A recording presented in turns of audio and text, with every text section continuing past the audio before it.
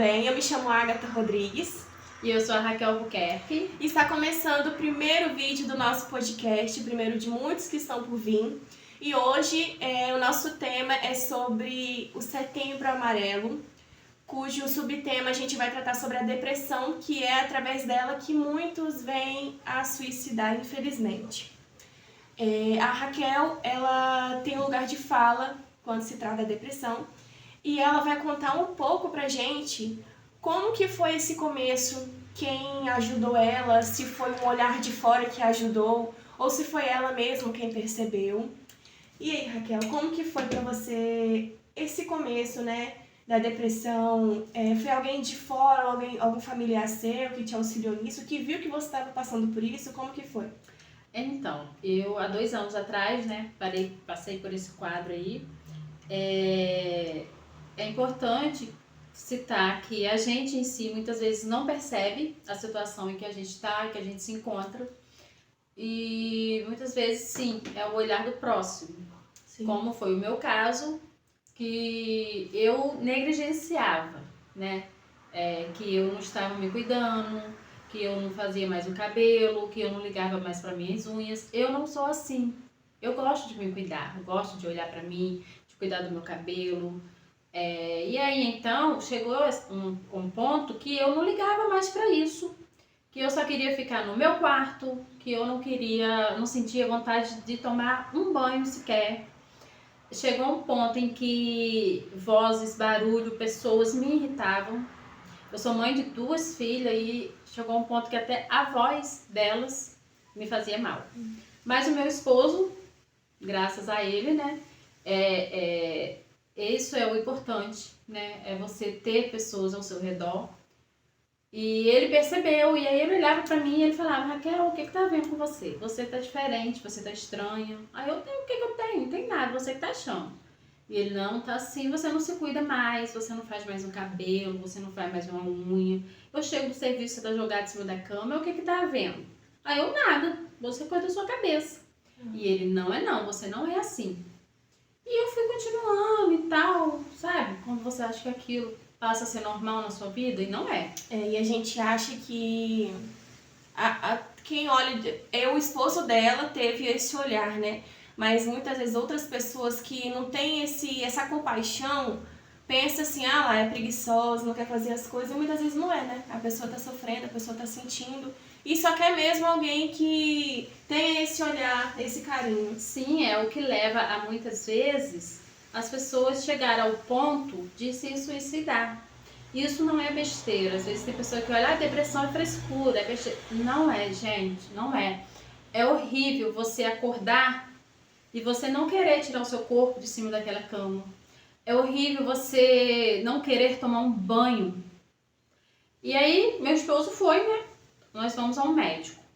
E pronto. Simplesmente a gente vai e pronto. Tá bom, a gente vai. Aí fui, chegou lá o médico, né? Me perguntou: o que você sente?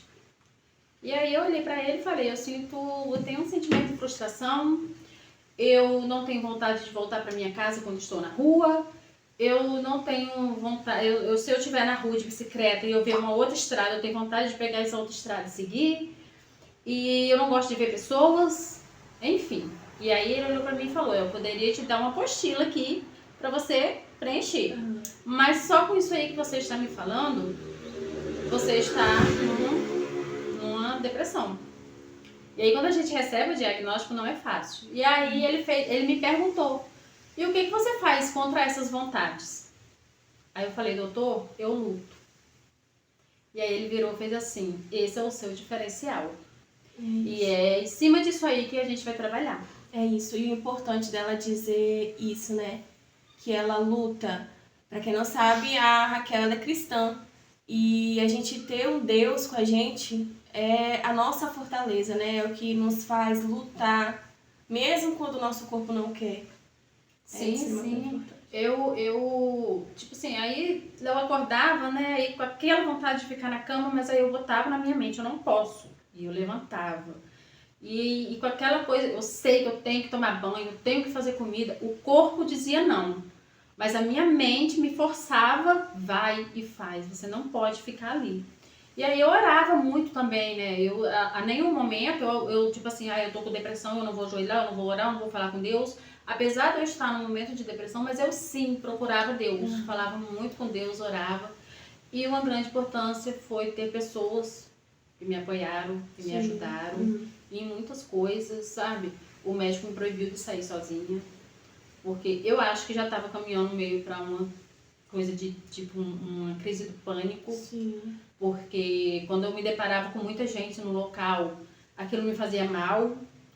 Uma vez eu estava dentro da van e a van lotou de gente, eu estava até com a vizinha minha, ela me ajudou muito nesse momento. A Mariana me ajudou demais. Aí ela começou a notar que eu estava diferente. Eu olhava a van lotada e as vozes da pessoa não é voz, parecia um zumbi nos seus ouvidos. E ela olhou e ela viu que eu estava, e eu olhava para a janela, e eu olhava para o povo, naquela coisa. E ela pegou um fone de ouvido e colocou no meu celular, colocou no meu ouvido e falou: foca no louvor que você está ouvindo. Que aí você esquece o zum da van. Sim. Então, tipo assim, são coisas importantes. A minha mãe era algo que me fazia lutar também, de ver as pessoas tipo, parando um pouco da sua vida para me ajudar, para estar comigo. Aquilo me incomodava, entendeu?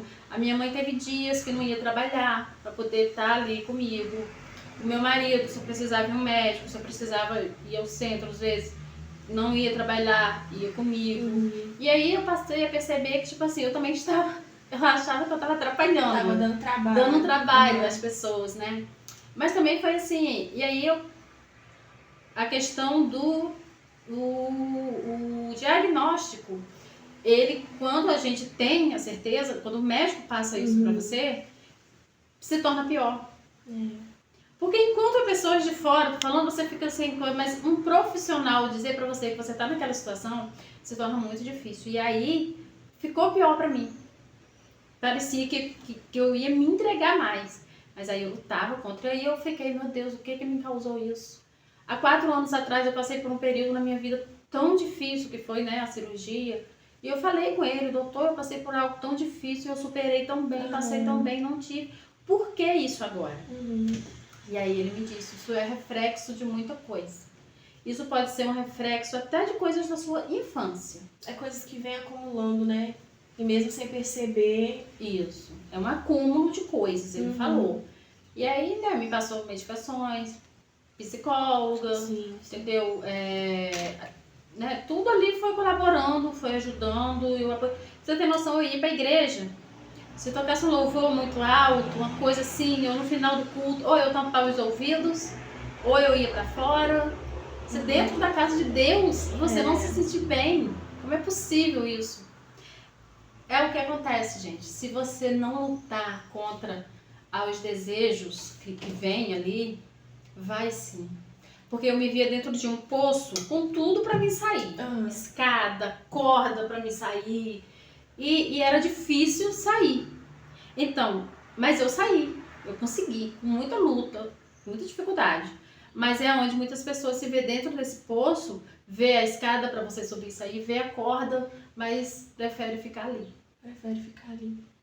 E é onde piora, é onde leva sim a você sumir, desaparecer, a você cometer um suicídio, entendeu? É nesses momentos aí que eu consigo ver a importância de um ente, visualizar. E por mais que você não tenha um ente ou um amigo, e se você também não tiver um amigo, que pode acontecer, procurar ajuda. Hoje em dia tem o CCV, que apoia, né, todas as pessoas que estão passando por isso, que é só discar 188. E hoje em dia as igrejas estão aí para poder te apoiar. Se você for lá pedir uma ajuda, dizer o que você está passando, também é uma fonte onde você pode pedir acolhimento. O importante é você não passar por isso. A Raquel, que é um momento, né, da vida dela que ela passou, e que ela pode dizer que foi difícil, né? A gente consegue sentir no que ela fala que foi difícil, mas a importância de ter alguém ali com você e te ajudar. E não recuse a ajuda quando ela vier. E a importância também, que ali eu percebi, poucas pessoas sabem desse acontecimento na minha vida. Por quê? Eu me afastei de redes sociais, eu quase não postava. E aí algumas pessoas sentiram a minha falta. Uhum. É aí que você vê onde entra, tipo assim, as pessoas que se importam de verdade com você. É. E aí começaram, tipo assim, algumas pessoas sentindo a minha falta e mandava mensagem, o que tá acontecendo? Você não posta mais nada, sua filha fez aniversário, você nem postou nada. E aí eu não queria falar sobre o assunto e eu simplesmente falava assim, ó, manda mensagem para Tiago que ele vai explicar. Eu falava assim. Aí a pessoa entrava em contato com ele, e aí quando ele explicava, aí a pessoa já ia para mim, olha, tal. Aí teve uma amiga que fez um chá da tarde, aí, não, você vai vir, vamos passar uma tarde legal, tal. Fizemos o chá da tarde. Aí tem uma amiga que teve um dia de sábado, tão assim, mexe tanto com a gente, é uma pessoa que te conhece profundamente, que ela simplesmente mandou uma mensagem para mim um dia de sábado, e fez assim, Kel, tá tudo bem, tá tudo direitinho e tal. Mandou um áudio, né? Eu fui, mandei o áudio, aí ela fez assim, Kel, você não tá bem. Aí eu, não, tô sim, tá tudo direitinho. Kel, eu tô sentindo que você não tá bem. Olha só, essa noite a gente vai pra sua casa. A gente vai pra ir pra gente brincar, pra gente rir, pra gente não sei o quê, tá? A gente vai pra sua casa. Aí eu, tá bom. Aí meu esposo chegou ao serviço, ó, tá vindo aí e tal, e ligou, pediu pizza. A gente riu, a gente brincou de game na televisão. Então você sente que é pessoas que parece que tá sentindo aquela dor junto com você, entendeu? E também te dá motivo pra você se esforçar pra querer sair dali. Porque você vê que tem pessoas ao seu redor que te amam, que se preocupam com você. E isso é muito valioso. Principalmente no mundo que nós estamos vivendo hoje, é onde o amor se esfriou demais. Entendeu? Então, tudo conta, gente, tudo conta, tudo faz parte. É isso. Vou ver aqui mais uma perguntinha que eu separei pra Raquel. E Raquel, conta aqui pra gente. Aí você contou, né, que seu esposo te ajudou, você encontrou um meio profissional, aí você começou... Seus amigos te ajudaram muito, você tomou alguns medicamentos, né, pra ajudar com isso. E como que você está atualmente? Atualmente eu me vejo uma pessoa, assim, fora da depressão. Glória a Deus por isso. Eu me vejo porque a gente ocupar a cabeça é algo muito bom. E naquela hora ali também foram muitas coisas junto. Eu estava trabalhando com algo, o médico me proibiu porque me causou um problema de saúde. Então eu fiquei sem ter o que fazer, sem saber como fazer. E ali Deus me deu a direção da minha gráfica, entendeu? Foi daí que surgiu a minha gráfica. Então, tipo assim, é um conjunto de coisas. Entendeu? A gráfica veio pra somar, né? Veio pra somar. Ocupar um pouco a sua mente. Isso, veio pra isso. Mas algo que, como eu já falei aqui, que me incomoda bastante é saber que eu tô dando trabalho a alguém. Não gosto disso. E eu vi a preocupação da minha mãe, a preocupação de Tiago, com qualquer coisa, coisas bobas, e eles já ficavam preocupados, achando que eu poderia fazer alguma coisa, entendeu? Então eu também foquei a minha mente nisso. Não, eu não posso deixar as pessoas ficarem ao redor de mim. Entendeu? Eu preciso sair disso. Então, a psicóloga ajudou muito. Fiz online, psicóloga online, mas me ajudou bastante também. Mas nada vai à frente se você não tomar uma decisão na sua vida. Eu quero sair disso. Eu não quero, isso não é pra mim.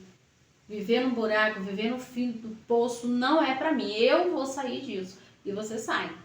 Entendeu? Isso, né? É ter um posicionamento ali, você com você mesmo. Porque a gente percebe no dia a dia, não somente como a depressão, mas em alguns momentos do dia que a gente fica triste, angustiada, e se a gente não disser, ter uma luta ali interna você contra você mesmo e disser, não vou me colocar nesse lugar, vou colocar um hino, um louvor, uma música e vamos fazer alguma coisa. Eu falo isso por experiência própria, porque quando eu engravidei de José Henrique, eu me vi ali sozinha, né? Porque o Léo trabalhava à noite, e aí eu parei de trabalhar, fiz todo um plano para voltar para trabalhar, só que o José não aceitou leite em fórmula, só queria o peito. E ali eu me vi no momento de eu não vou conseguir voltar a trabalhar.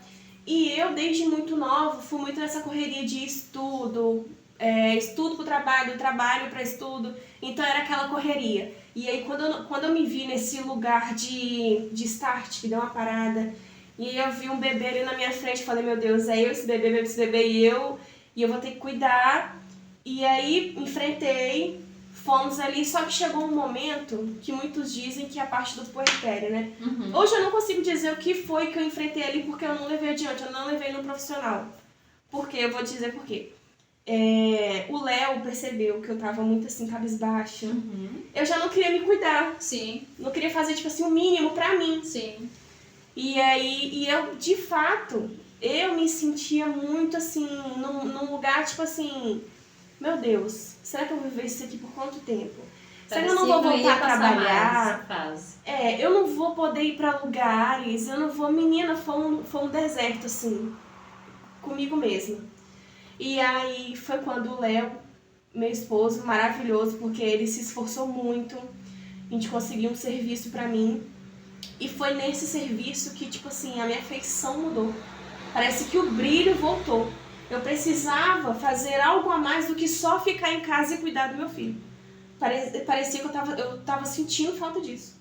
E aí, com todo o esforço, ele me ajudando em casa, tomando conta do neném. E era só eu e ele. Era um período, tipo assim, o período que ele chegava a casa, que ele trabalhava à noite, chegava a casa, eu saía pra trabalhar e ele ficava com o neném. Nossa. Aí levava o neném pra creche, o tempo ficava lá, ele dormia um pouquinho, depois eu chegava, pegava ele na creche e ficava com o neném pra ele trabalhar. Então era essa correria assim, mas um apoiando o outro, e foi quando eu saí dessa solidão que eu me coloquei. Eu não sei se foi uma depressão, o que foi que aconteceu, eu sei que eu me vi nesse lugar. Mas acontece muito com a gente. Até hoje, quando meu esposo, minha mãe, se qualquer coisa que eu fico, se eu ficar meio um pouco cabisbaixa, ou naqueles dias de enxaqueca, ou até naqueles dias mesmo, né, que toda mulher fica, eu fico diferente, eu mudo. E eles já se preocupam. Minha mãe, se souber que alguém tirou sua própria vida, né, não gosta que eu saiba. Realmente, é algo que mexe comigo. Mexe comigo, por quê? Porque eu digo assim, eu penso pra mim, poxa, de repente eu poderia ter ajudado aquela pessoa, ter contado pra ela que eu passei por isso e eu superei, e que ela também poderia ter superado. Eu sinceramente me sinto muito mal quando eu fico sabendo que alguém tirou a própria vida, porque não conseguiu. Porque não conseguiu, mas é muito triste, né? Ver pessoas passando por isso, né? Porque a gente pensa assim, caramba, o que faltou, será? De repente, um mínimozinho, né? Poderia ter ajudado. Tipo assim, um oi, ou tudo bem, ou um abraço. Gente, quão valioso é nos tempos de hoje um abraço. Sim. Ou você simplesmente dá um bom dia, uma boa tarde, uma boa noite. Porque as pessoas vivem muito assim, ou é só na internet o tempo todo, ou tem pessoas que vivem só para casa, só para a família, só para os filhos, e sente falta disso. Eu digo por mim mesma, porque minha família não é daqui, é de São Mateus, Espírito Santo. Então o que eu tenho aqui é a família do Léo, e tipo assim, eles têm a vida deles, trabalham e tudo mais. Então acaba que fica eu e o José a casa sozinhos. E hoje o meu apoio fundamental é a igreja, eu ter me tornado cristã, e isso me auxilia muito, me faz muito feliz, e eu me vejo, tipo assim, uma outra pessoa, com a glória de Deus. E voltando ao assunto que a Raquel estava falando, que possa, você que está aí, né, se você tiver a oportunidade de dar um bom dia, uma boa tarde, uma boa noite, oferecer um abraço para uma pessoa, né, que está do seu lado, uma pessoa que você vê que está cabisbaixa, que está triste. Gente, porque é algo tão simples e algo que pode mudar mesmo, assim, o dia da pessoa. Você não tem noção do que é isso. Com certeza. Sexta-feira, eu vi uma cena que eu achei lindo. Às vezes outros na rua podem ter achado aquilo uma palhaçada, uma doideira. Eu achei lindo. Eu fui médico, quando eu saí do médico, eu parei ali em frente à lotérica em vez da casa. Aí eu vi que tinham três mulheres, uma mais jovem e duas mais senhoras. Aí eu vi que estavam as duas bem abraçadas e tinha uma chorando. E quando eu olho assim, eu digo alguma coisa, né, e chorando. Eu percebi que são pessoas que fazia tempo que não se via. E que uma está passando, né, por um momento difícil. E aí aquela outra começou, mas não vai e tal, apoiando ela. Aí eu entrei e saí. Quando fui saindo, elas estavam se despedindo para ir embora. Daí a que já estava ali ficou meio, né, com aquele semblante triste e tal.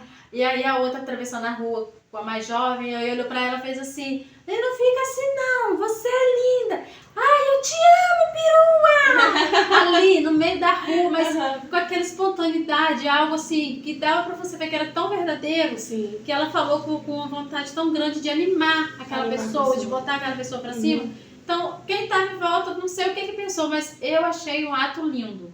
Achei muito bonito. E é bonito, né, de se ver que tenham mais pessoas no mundo para fazer essa diferença, né, na vida das pessoas. E, Raquel, você tem algo mais a abordar?